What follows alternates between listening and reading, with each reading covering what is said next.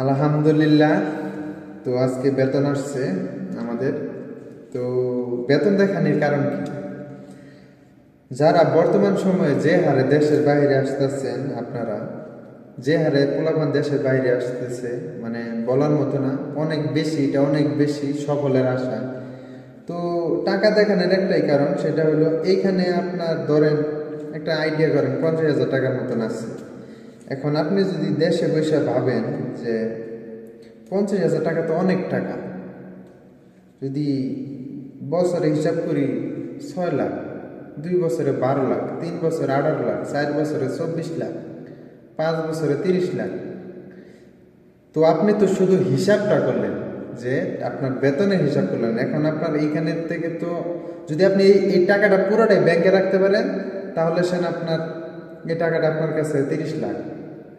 কিন্তু এইটা যদি আপনি হিসাব করেন, এইখান থেকে আপনার পরিবার চলবে, নিজে চলবেন, সব কিছু, তখন আপনার কাছে কত থাকবে? এটা হলো আপনার দেশের বাইরে আসার পরে হিসাব। তো দেশে বসে ভাই অনেক কিছু ভাবা যায়। তো দিন শেষে দেখা যায় এই যে টাকাটি আছে, এই টাকার কোনো মূল্য নাই।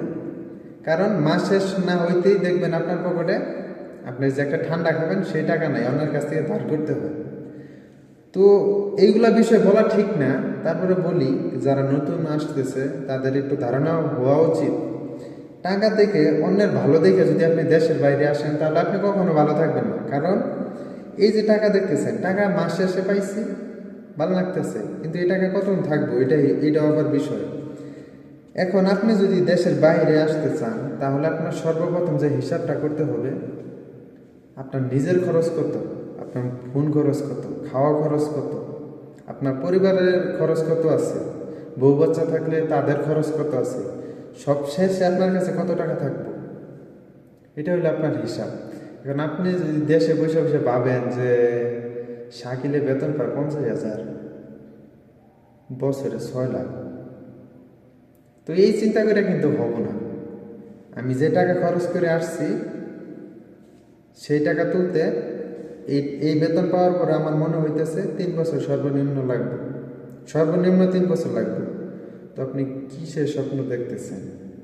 দেশে বসে অনেক কিছু ভাবা যায়। বাস্তব জীবনে আসলে অনেকটা ভিন্ন, অনেকটা ভিন্ন। আমি হয়তো বা বুঝাইতে পারবো না কি আমি জানি না, কিন্তু আপনি যে স্বপ্নটা নিয়ে আসতেছেন, দয়া করে বর্তমান সময়ে মিডল ইস্ট দেশগুলোতে যে সেরকম, বিশেষ করে বেশিরভাগ মানুষ সৌদি আরবে আসতেছে, বিশেষ করে দুবাই, এইগুলো বিষয় বন্ধ।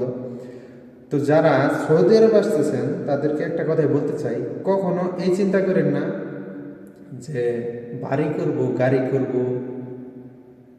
যত স্বপ্ন আছে সব পূরণ করব। দেশের বাইরে আসলে প্রথম যে শর্তটা, সেটা হলো নিজে ভালো থাকবো, নিজে যাতে ভালো একটা কাজ পাই, বেতন জানি পাই ঠিকঠাকভাবে, আমার পরিবারকে জানি ভালো রাখতে পারি, এই চিন্তা করতে হবে। আপনি দেশে বসে অনেক কিছু ভাববেন, কিন্তু আসার পরে সেটা হবে না।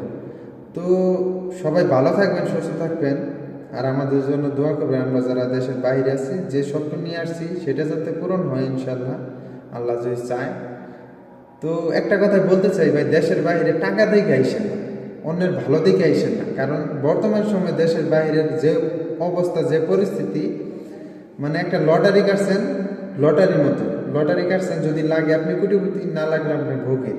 টাকা দেখে কখনো দেশের বাইরে আইসেন না, টাকার কোনো মূল্য নাই দেশের বাইরে। তো সবাই ভালো থাকবেন, সুস্থ থাকবেন। আসসালামু আলাইকুম।